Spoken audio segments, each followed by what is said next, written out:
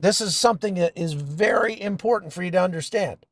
Panama is no threat to the United States. Panama is not doing anything that threatens the United States except for letting China do the same thing they would let Americans do, which is come here and start business. It's what they call foreign direct investment. Now, this is a very important term you need to understand because Donald Trump sort of mixed it up in one of his speeches where he talked about the United States has given $3.8 billion to Panama each year.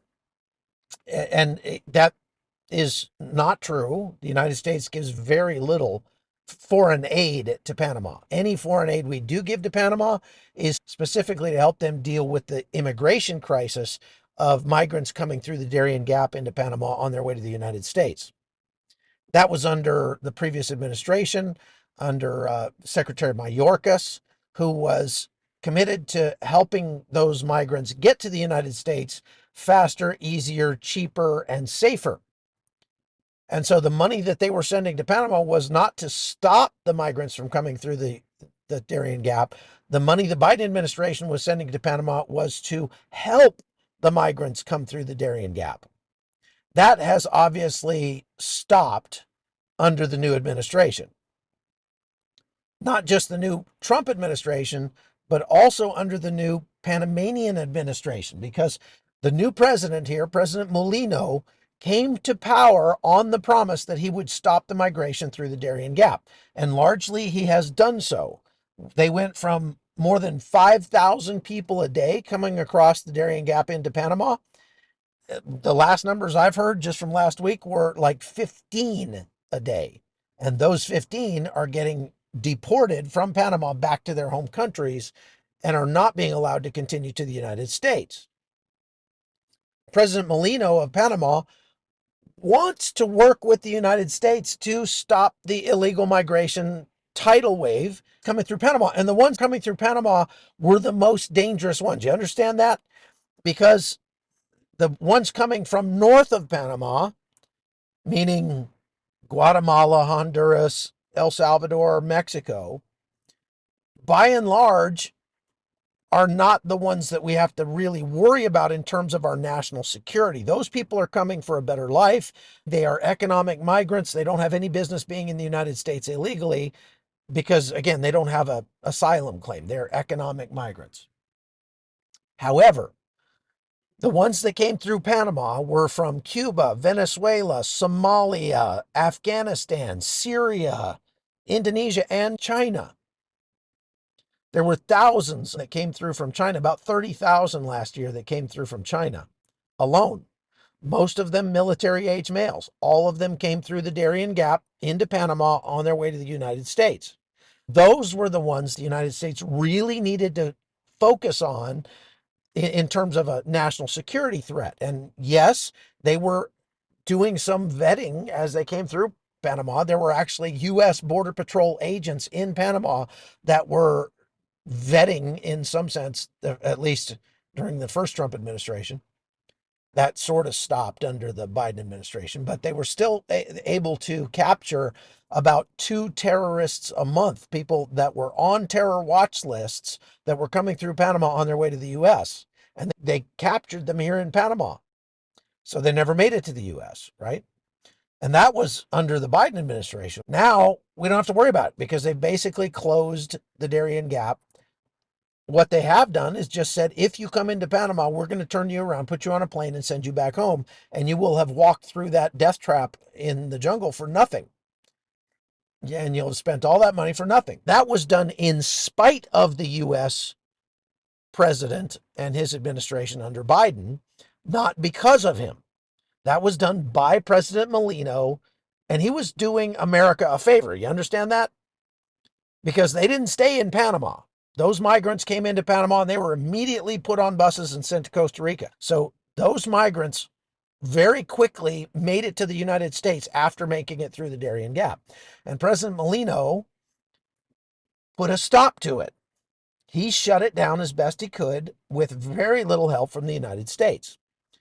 And then Donald Trump takes office and immediately starts attacking President Molino, attacking Panama. Panama is our friend. Panama is our ally. They want to be closer with the United States. Now, when it comes to shipping, there was an issue because there are 5 ports in Panama. 2 of the 5 ports are managed and have been managed for many years by Hutchison Ports, which started out as a British company in the 1880s. It was based in Hong Kong, which was a British mandate up until 1997. And then China, took over that one party, two systems kind of thing. And then in 2000, they took over Hong Kong completely. And that company, Hutchison, then became subject to the CCP laws, which means that it becomes a threat to the United States because the CCP has total access through that. Okay. And that is a problem. But that wasn't a problem when Panama first gave them the concession to manage the ports.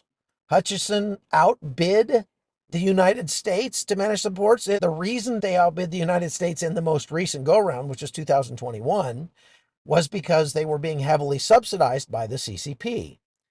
And the U.S. port management companies could not compete with that.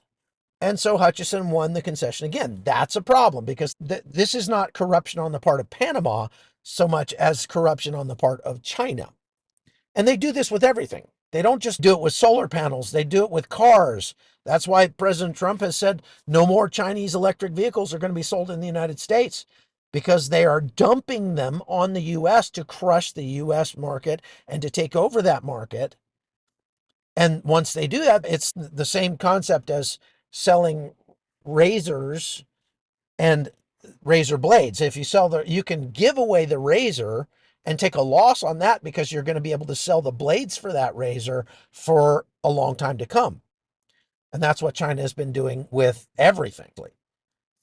Now, when it comes to them controlling the ports in Panama, let me caveat everything I'm going to say here by saying that I don't believe that a Chinese company managing the port necessarily makes that port more of a threat to the United States via the Panama Canal, because the ports and the canal are completely separate entities. Yes, they're situated close to each other, but it's not like the port has a gate that they can close and close the canal. Okay. So there are no Chinese that are running the canal. There are no Chinese that are militarily threatening the canal right now. But here is the real threat. This was alluded to very adroitly by the Secretary of State, Marco Rubio, in his confirmation hearings, and even more so by the heads of the Maritime Shipping Association that testified before the Senate subcommittee just a couple days ago. They did a very good job of threading the needle, but you have to listen closely to what they said. A lot of people tried to twist what they said and say the Chinese are controlling the canal. They never said that. I watched the whole hearing. They never said the Chinese were controlling the canal. They never said that Panama had given control of the canal to anybody. They never said that Panama had broken its treaty with the United States. They were very careful to thread that needle.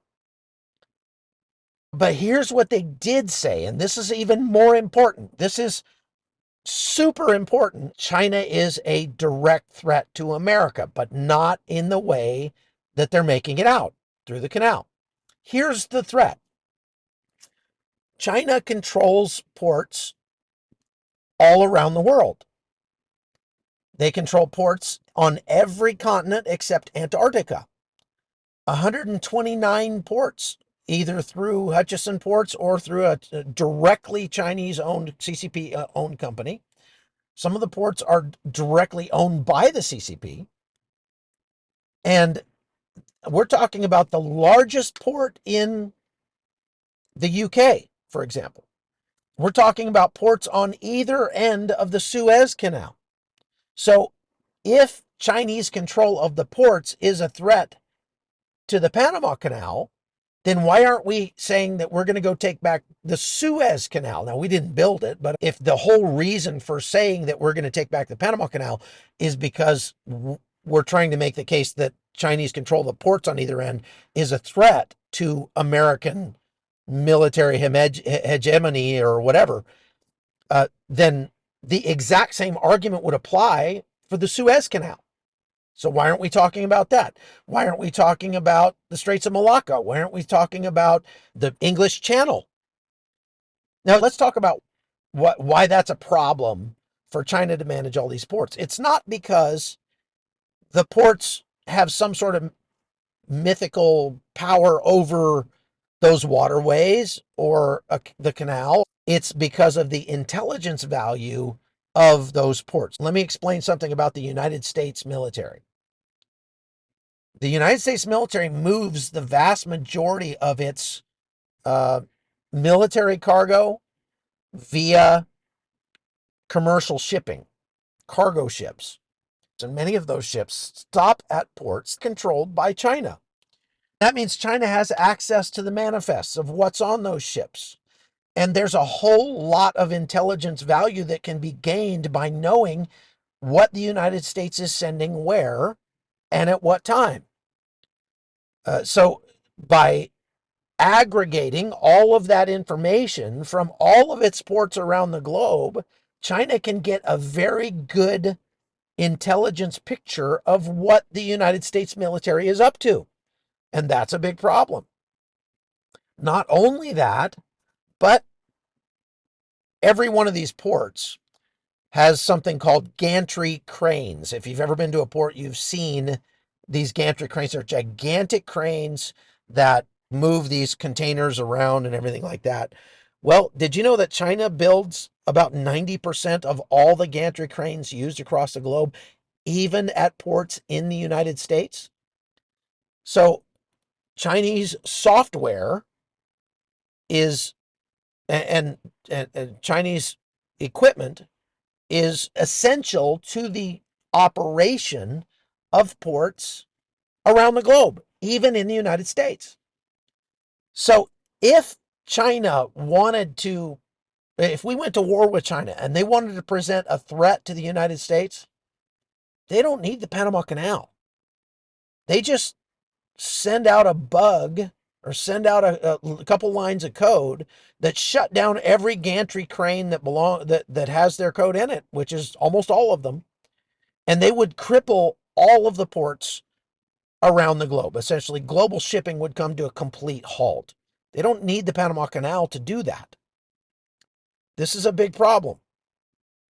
So if we are truly concerned that China is going to be able to somehow shut off the Panama Canal, we should be equally concerned that they can shut off the Suez Canal, which is even more important, and those other waterways as well. That's why. Thank you for watching. God bless you all. I appreciate all of you, and I hope that you have a great day.